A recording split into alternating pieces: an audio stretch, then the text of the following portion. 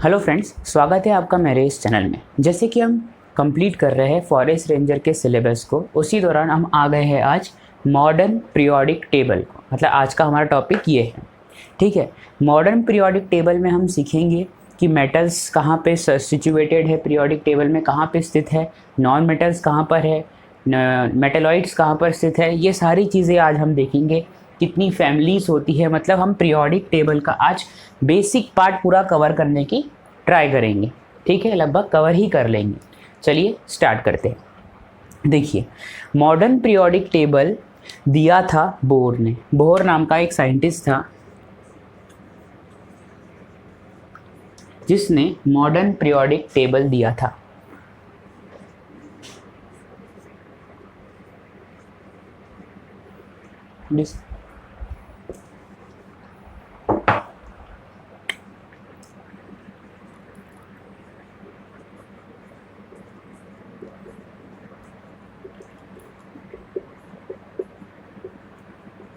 ठीक, बोर नाम के साइंटिस्ट ने मॉडर्न पीरियोडिक टेबल दिया था, ठीक है। इस मॉडर्न पीरियोडिक टेबल में एलिमेंट्स का अरेंजमेंट उनके increasing order of atomic number पर है, ठीक है।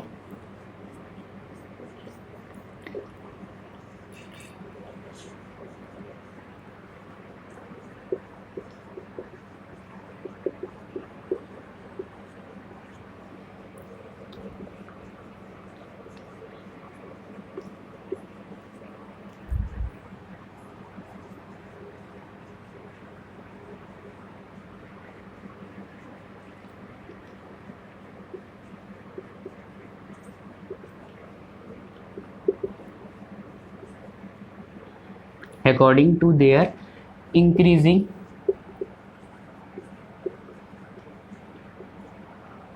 Atomic number.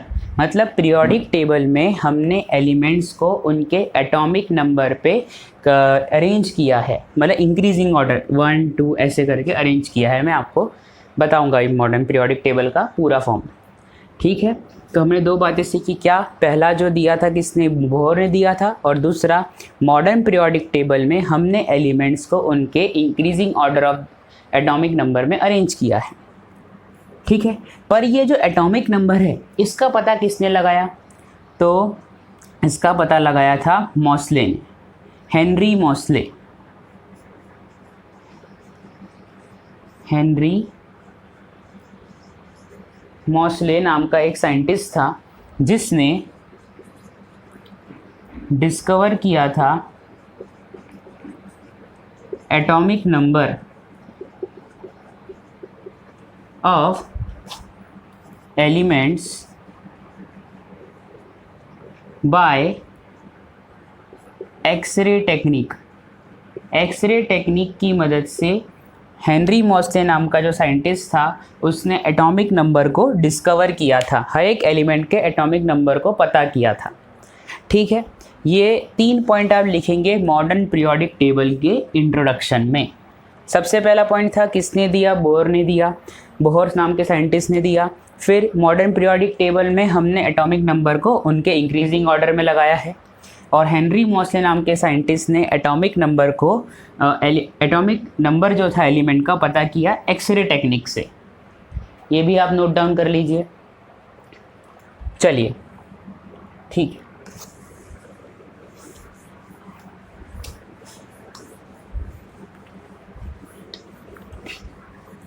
अब देखिए, जो मॉडर्न पीरियोडिक टेबल जो है वो किस तरह दिखता है। मैं आपको एक मोटा डायग्राम, मतलब एक बेसिक डायग्राम बना देता हूँ। जैसे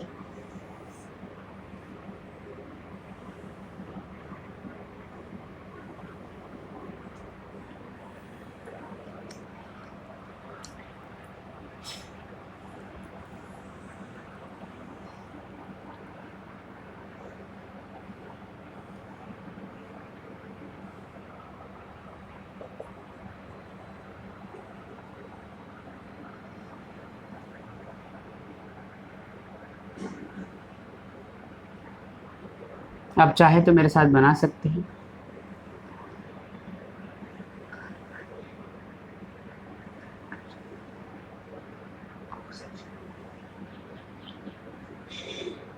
ठीक, इस तरह से कुछ आपको पीरियोडिक टेबल दिखता है। ठीक, जिसकी ये रहा, और यहाँ पे भी कुछ हमको मिल जाएगा।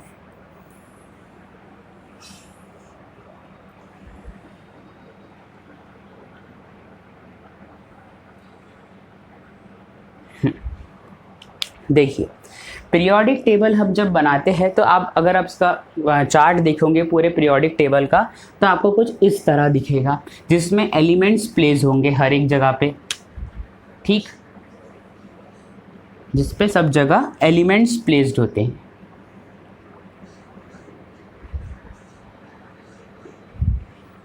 ओके, अब हम इस पूरे पीरियोडिक टेबल को देख के सीखेंगे कि कहाँ मेटल होते हैं, कहाँ मेटलॉइड होते हैं, कहाँ नॉन मेटल होते हैं, ये सीखेंगे। देखिए, पूरे पीरियोडिक टेबल को हम ब्लॉक्स में डिवाइड कर देते हैं हमारी समझने के लिए। हमारी समझने के लिए नहीं, इसे ब्लॉक्स में ही डिवाइडेड किया गया है। पूरे पीरियोडिक टेबल को 4 ब्लॉक में डिवाइड किया है, एस, पी, डी और एफ।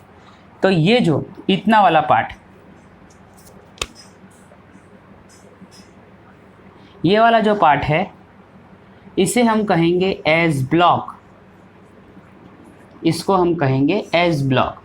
ये वाला पार्ट, इस यहाँ से लेके यहाँ तक का, इसे हम कहेंगे पी ब्लॉक। ये वाला है डी ब्लॉक, इतना वाला हिस्सा है डी ब्लॉक, और ये नीचे जो है इसे हम कहते हैं एफ ब्लॉक। ठीक, हमने पीरियोडिक टेबल को 4 भाग में डिवाइड कर दिया। उसके बाद हम एक एक ब्लॉक को स्टडी करते हैं। देखिए, पहले ब्लॉक को हम स्टडी करेंगे, तो पहला ब्लॉक है एस ब्लॉक। तो एस ब्लॉक में मेटल्स प्रेजेंट होते हैं, तो लिखेंगे आप कि in S block metals are present. ठीक है, एस ब्लॉक में मेटल्स होते हैं। किस तरह के मेटल्स होते हैं? तो होते हैं लाइट मेटल्स प्रेजेंट होते हैं, लाइट मेटल्स। एस ब्लॉक में लाइट मेटल्स प्रेजेंट होते हैं। ठीक है, आप ये लिखेंगे। अब है डी ब्लॉक। डी ब्लॉक में होते हैं हैवी मेटल्स। डी ब्लॉक में होते हैं हैवी मेटल्स। पी ब्लॉक में होते हैं नॉन मेटल्स एंड मेटलॉइड्स।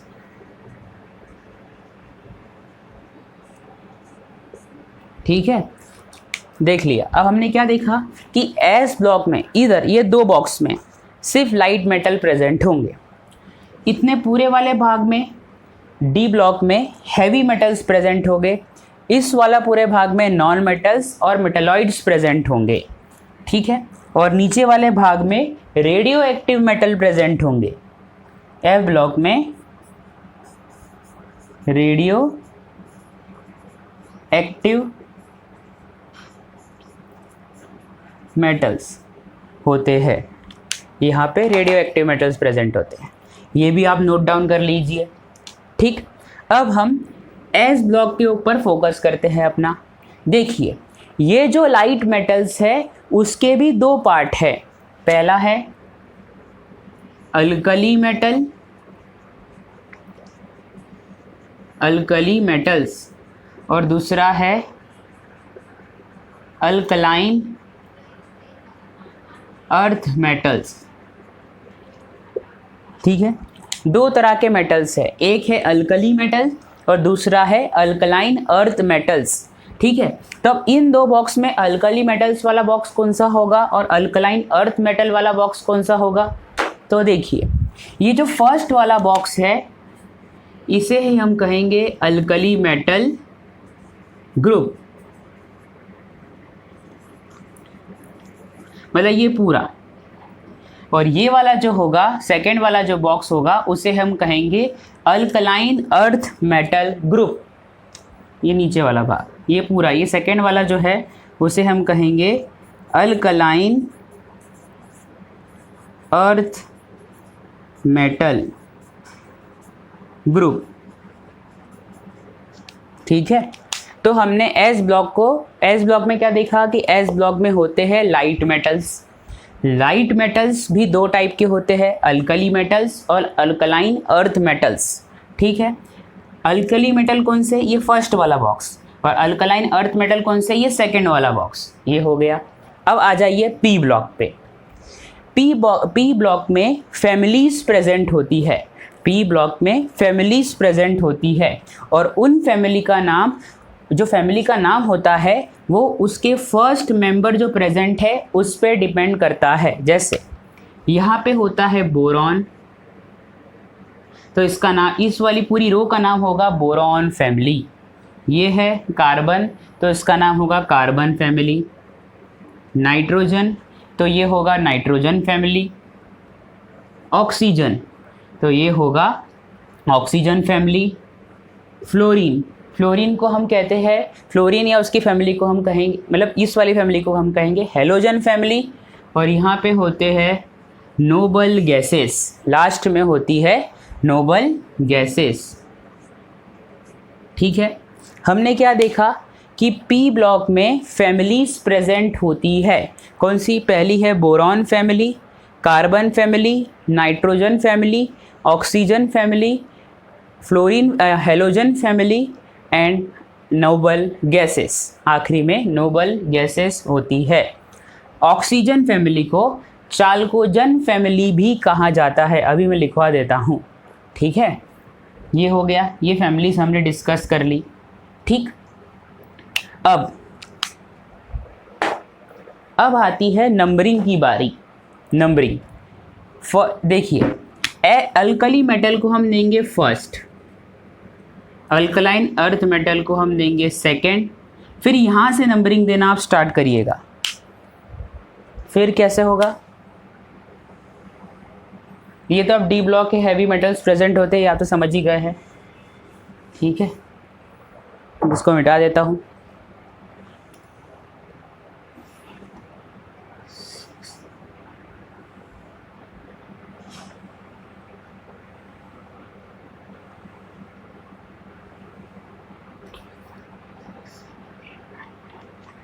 ठीक है, देखिए इसे हम कहेंगे फर्स्ट ग्रुप से। ये पूरा फर्स्ट, ये फर्स्ट ग्रुप, ये second, third, fourth, fifth, six, seventh, eight, 9, 10, 11, 12, यहाँ तक अब नंबर दे देना।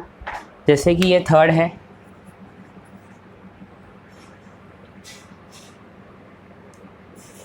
Fourth, fifth, sixth, seventh, eighth,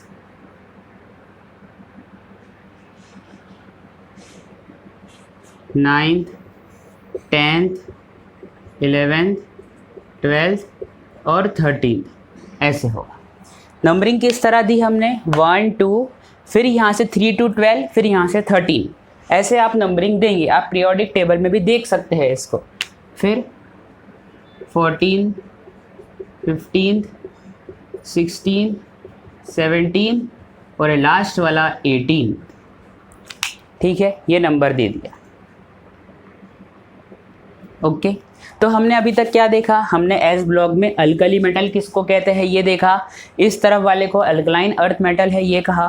फिर हमने पी ब्लॉक में देखा कि हाँ नॉन मेटल और मेटालॉइड प्रेजेंट तो होते हैं, पर यहाँ पे पी ब्लॉक को जनरली हम फैमिली से स्टडी करते हैं। जैसे ये बोरॉन के नीचे जितने भी एलिमेंट होंगे वो सारी बोरॉन फैमिली, कार्बन के नीचे जितने भी एलिमेंट होंगे वो होंगी कार्बन फैमिली, नाइट्रोजन फैमिली, ये ऑक्सीजन, हेलोजन और नोबल गैसेस, ये सारी फैमिलीज प्रेजेंट होती हैं। और ये एफ ब्लॉक, ये आपके कोर्स में नहीं है, इसलिए आपको इस पे ज़्यादा फोकस करने की ज़रूरत नहीं है।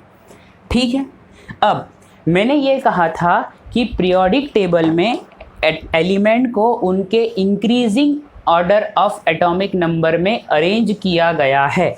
तो वो कैसे, ये देखिए, यहाँ पे हाइड्रोजन, यहाँ हीलियम, लिथियम, सोडियम, ये आ गया। अब हम नंबर देंगे इनका, एटॉमिक नंबर। अब कैसे एटॉमिक नंबर देंगे, इसका एटॉमिक नंबर होता है हाइड्रोजन का 1, हीलियम का कितना होता है 2, लिथियम 3, सोडियम, यहाँ पे आएगा बेरिलियम सॉरी मेरी मिस्टेक हो गई है, यहाँ पे आएगा बेरिलियम।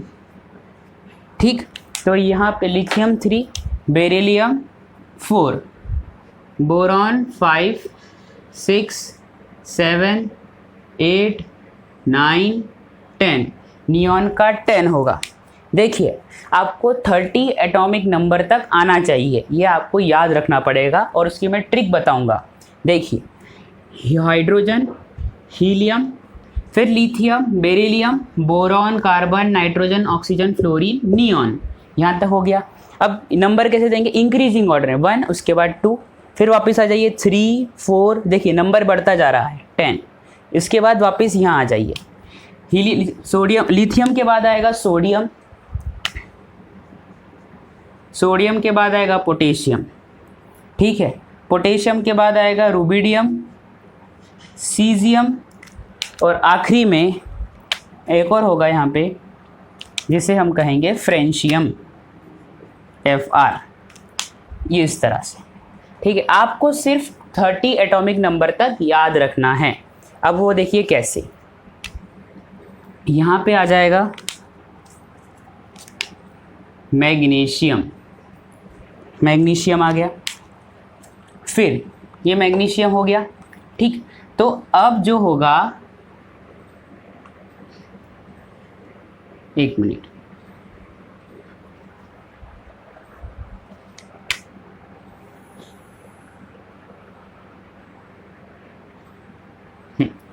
ठीक है, ये मैंने इसलिए रब किया क्योंकि जगह नंबर मुझे नाम लिखना है इसलिए रब कर दिया है। देखिए ये 10, फिर सोडियम का कितना होता है 11, मैग्नीशियम का कितना होता है 12, फिर बोरॉन के बाद अगला मेंबर आता है एल्यूमिनियम, कार्बन के बाद सिलिकॉन, नाइट्रोजन के बाद फॉस्फोरस, सल्फर, क्लोरीन और आर्गन, ये होता है 12। एल्यूमिनियम का नंबर एटॉमिक नंबर होता है 13, सिलिकॉन का 14, फॉस्फोरस का 15, 16, 17 और 18, ये आ गया। ठीक है, उसके बाद हमारे पास आ जाएगा कैल्शियम, ठीक है, यहाँ पे तो इधर इसका एटॉमिक नंबर 19 और इसका 20, ये हो गया। देखिए हमने 20 एटॉमिक नंबर तक लिखना सीख लिया है। कैसे, सबसे पहले हमने पूरे पीरियोडिक टेबल को ब्लॉक्स में डिवाइड किया, S block, P block, D block, F block divide हो गया। उसके बाद हमने देखा कि एस ब्लॉक में कौन से ग्रुप्स होते हैं वो देखिया, इसमें फैमिलीज देख ली, अब उनके एटॉमिक नंबर, अब उनके नंबर दे दिए 1, फिर 2, 3, 4, 5, 6, 7, 8, 9, 10, 11, 12, फिर 18 तक, 13 से और 19, 20। आपको 30 एटॉमिक नंबर तक आना चाहिए। उसके बाद यहाँ पे आ जाइए, क्या है पहला, scandium, titanium, vanadium, chromium, manganese, iron, cobalt, निकल, कॉपर, जिंक, इस तरह से। ठीक है, 20 के बाद आएगा 21, 22, 23, 24, 25, 27, 28, 29 और 30, ये है। आपको 30 तक याद होना चाहिए। अब ये याद रख लीजिए, इसको आप पहले उतार लीजिए। आपको मैं जूम कर देता हूँ ये, जिससे आप अच्छे से उतार पाइए। ठीक है, चलो आपने इसको उतार लिया होगा। अब आगे देखते हैं। अब है कि हमने ये डिवाइड तो कर लिया पूरा, अब हम स्टडी करेंगे पर्टिकुलर चीज़ों को। हम देखेंगे कि पूरे पीरियोडिक टेबल में कितने मेटल्स होते हैं, कितने नॉन मेटल्स होते हैं और कितने मेटलॉइड होते हैं। तो ये हमेशा ध्यान रखिएगा आप कि एस ब्लॉक में पूरे मेटल, डी ब्लॉक में भी मेटल, यहाँ पे नॉन मेटल्स ज़्यादा होंगे और मेटलॉइड्स होंगे। ठीक है, इधर मेटलॉइड्स और नॉन मेटल्स होते हैं, यहाँ पे भी पूरे मेटल होंगे, नीचे वाले भाग में भी पूरे मेटल होंगे। तो पूरे पीरियोडिक टेबल में टोटल नंबर ऑफ मेटल्स कितने हैं 118। मेटल्स की संख्या है 118। आप लिखेंगे पूरे पीरियोडिक टेबल में मेटल्स की संख्या है 118। ठीक। नॉन मेटल्स की संख्या आप देखेंगे, नॉन मेटल आपने देखा मेटल की संख्या 118, नॉन मेटल की संख्या 17। नॉन मेटल की संख्या है 17 नॉन मेटल होते हैं और मेटल्स 118 होते हैं। फिर आगे अब आप देखेंगे कि मेटलॉइड्स कैसे कितने होते हैं। मेटलॉइड्स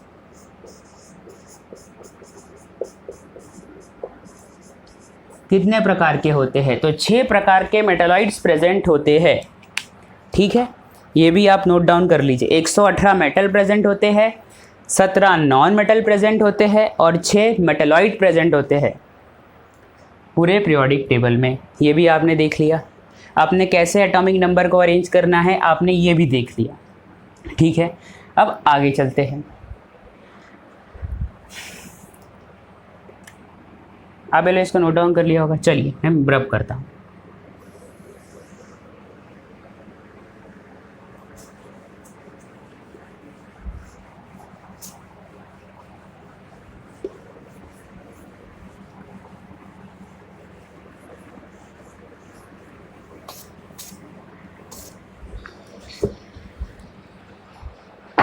तो आपने अभी तक देखा कि ब्लॉक्स, फैमिलीज और कितने संख्या मेटल की है और कितनी संख्या नॉन मेटल की है। मैं अब आपको मेटलॉइड्स और उसके एग्जाम्पल लिखा देता हूँ। मेटलॉइड्स, सबसे पहले मेटलॉइड्स क्या होते हैं, तो ऐसे एलिमेंट जिनका बिहेवियर मेटल जैसा भी हो और नॉन मेटल जैसा भी हो। मतलब elements which shows metallic as well as non-metallic behavior।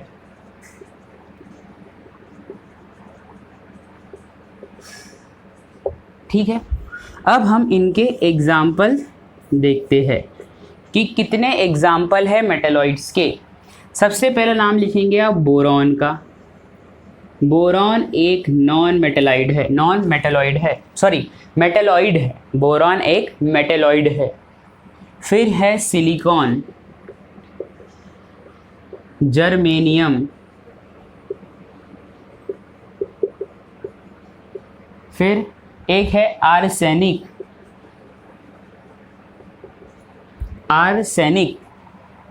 ठीक है, फिर है एंटीमनी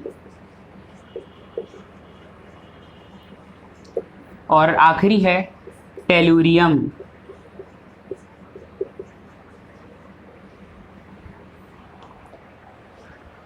ठीक है, boron, silicon, germanium, arsenic, antimony और टेलुरियम, ये सब की सब मेटलॉइड्स के एग्जाम्पल है।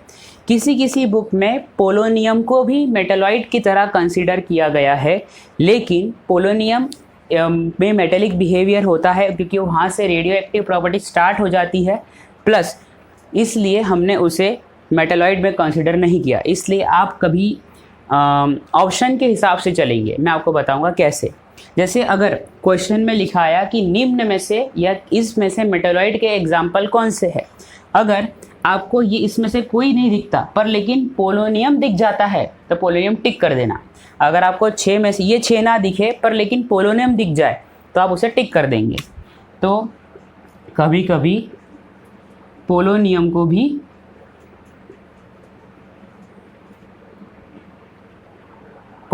भी मेटलॉइड मान लिया जाता है। रेयर केसेस में आपको ऐसे क्वेश्चन मिल सकते हैं। ठीक है, ये लिख लिया, आप आ जाइए। ओके, अब ये आपने लिख लिया है। अब देखते हैं पी ब्लॉक को, देखते हैं अब अच्छे से। हम ज़रा अब पी ब्लॉक को देखेंगे। पी ब्लॉक, मैंने कहा था कि पी ब्लॉक को हम फैमिलीज़ में डिवाइड करते हैं। तो आ जाओ, पहली कौन सी थी, बोरॉन फैमिली।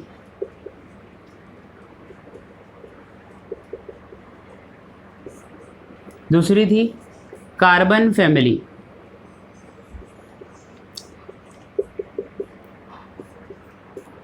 नाइट्रोजन फैमिली,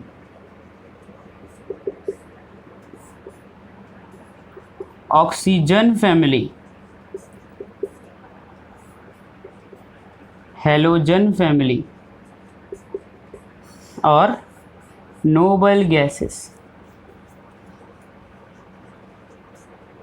ये होता है।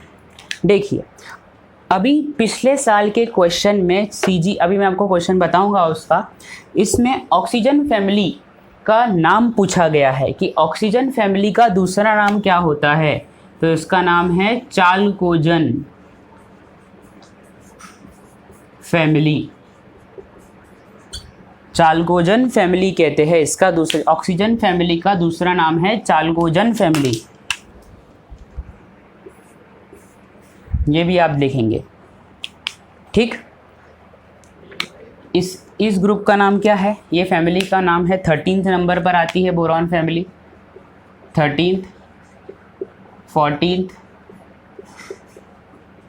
15th, 16th, 17th और ये वाली आती है 18th। ठीक है, इस तरह से ये भी आप नोट डाउन कर लीजिए, ठीक। ओके,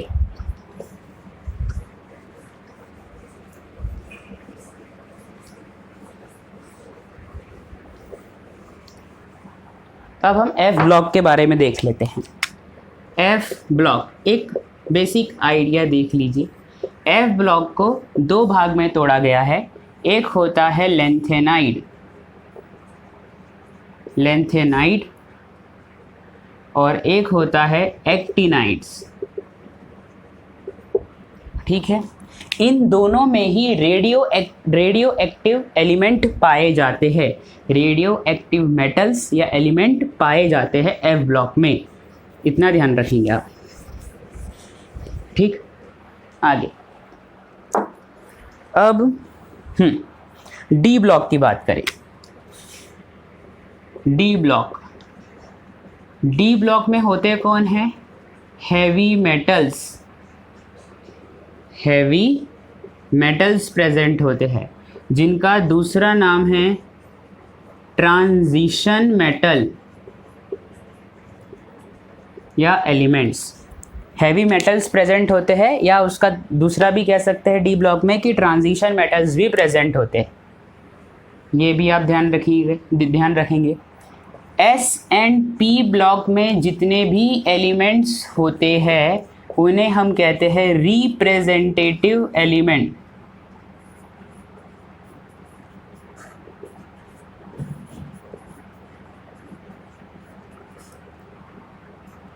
ठीक है, एस और पी ब्लॉक में जितने भी एलिमेंट्स होते हैं उन्हें हम कहते हैं रिप्रेजेंटेटिव एलिमेंट्स। ये भी आप लिख लो, ठीक है। अब आ जाइए हम क्वेश्चंस देखते हैं जो प्रीवियस ईयर में पूछे गए हैं।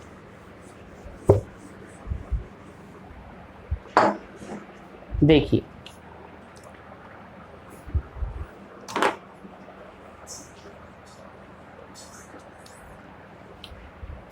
लिखिए क्वेश्चन।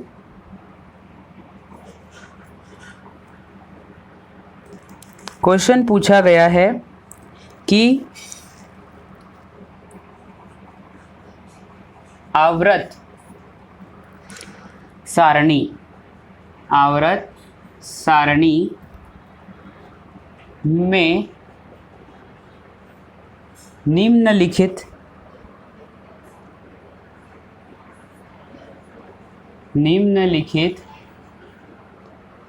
समूह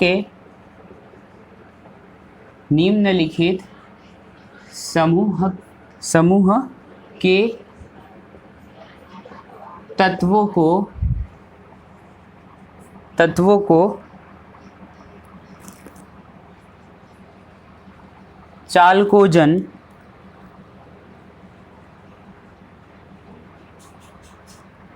कहते हैं। इंग्लिश में किस तरह से होगा ये? जैसे लिखा है कि एलिमेंट्स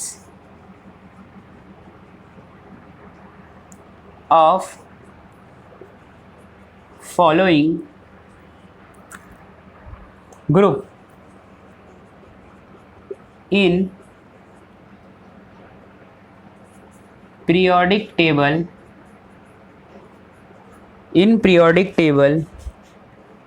are called as चालकोजेंस। ठीक है, ऑप्शंस दिए हैं आपको। ग्रुप 18, ग्रुप 17, ग्रुप 16 और डी ग्रुप 15, और एक और ऑप्शन दिया है नन, इनमें से कोई नहीं। ठीक है, आपको ये ऑप्शन दिए गए हैं।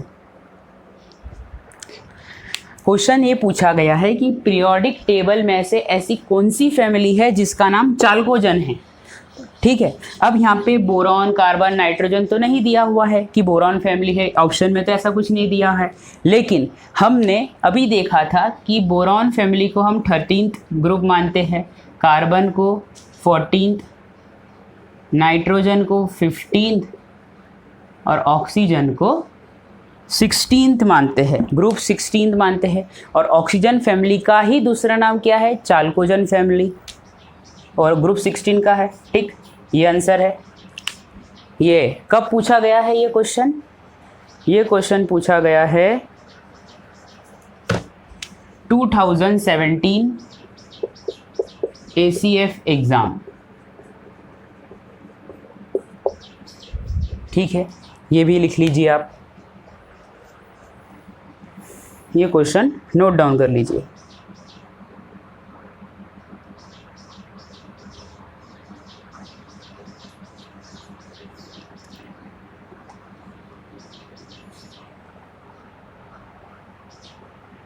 चलिए अब दूसरा क्वेश्चन देखते हैं। दूसरा क्वेश्चन है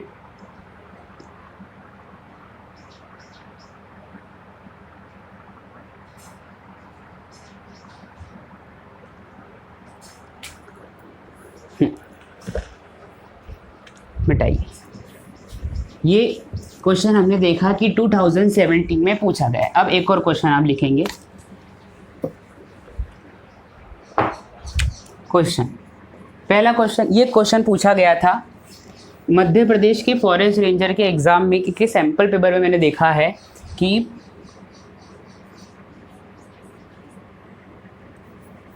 D blocks are known as, ऐसा पूछ लिया, नोन एस। डी ब्लॉक्स को और क्या कह सकते हैं? A, D block element are known as. D block में जो एलिमेंट होते हैं उनका दूसरा नाम क्या है? बी, सी, डी, ये ऑप्शन है। पहला है alkali metals, alkaline earth metals,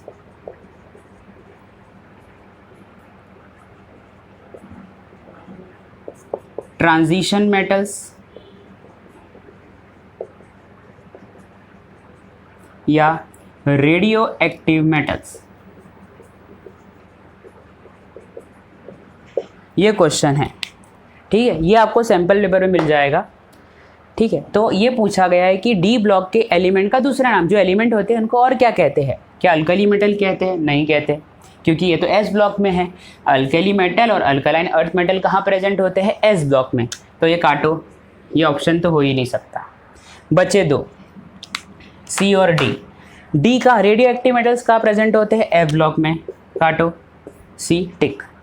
transition metal, वही तो मैं अभी थोड़ी देर पहले ही बताया कि डी ब्लॉक एलिमेंट्स को हम डी ब्लॉक मेटल्स, ये एलिमेंट्स को हम ट्रांजिशन एलिमेंट या ट्रांजिशन मेटल्स भी कहते हैं। ये भी आप टिक कर लेना, ये भी आप नोट डाउन कर लीजिए।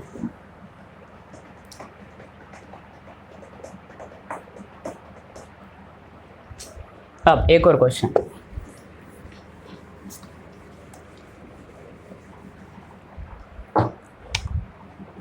Which of the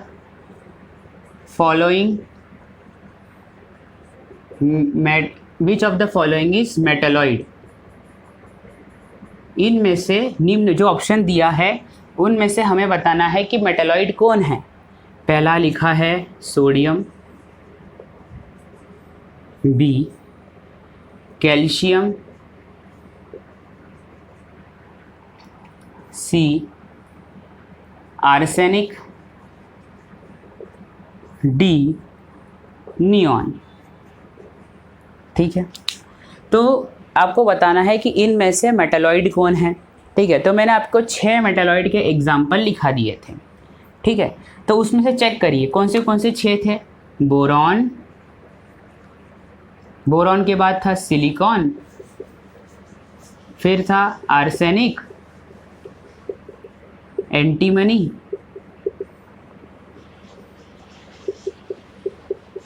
tellurium, germanium. 1 2 3 4 5 6। देखिए इन 6 में से कोई दिख रहा है, यही मेटलॉइड है। इन 6 में से कोई है, आर्सेनिक प्रेजेंट है, टिक। इनमें से मेटलॉइड कौन है? आर्सेनिक। ये हो गया। अब अगर क्वेश्चन चेंज कर दिया जाए और अगर ऐसे पूछ लिया जाए कि सेम क्वेश्चन है पर ऑप्शन में आ जाए पोलोनियम, तो आप किसको टिक करेंगे? तो आप पोलोनियम को ही टिक करेंगे। क्यों? क्योंकि किसी किसी किताबों में पोलोनियम को भी मेटलॉइड की तरह मान लिया गया है। ठीक है, पर आप कहेंगे कि यहाँ पे आर्सेनिक भी आ जाए, पोलोनियम के साथ आर्सेनिक भी आ जाए। ठीक है, तो फिर आप किसको टिक करेंगे? तो आप बेशक आर्सेनिक को ही टिक करेंगे, पोलोनियम को टिक नहीं करेंगे। क्यों? क्योंकि आर्सेनिक मेटलॉइड कैरेक्टर ज़्यादा रखता है पोलोनियम से। ये बात आप ध्यान रखिएगा। ठीक है, ये भी आप क्वेश्चन उतार लीजिए। चलिए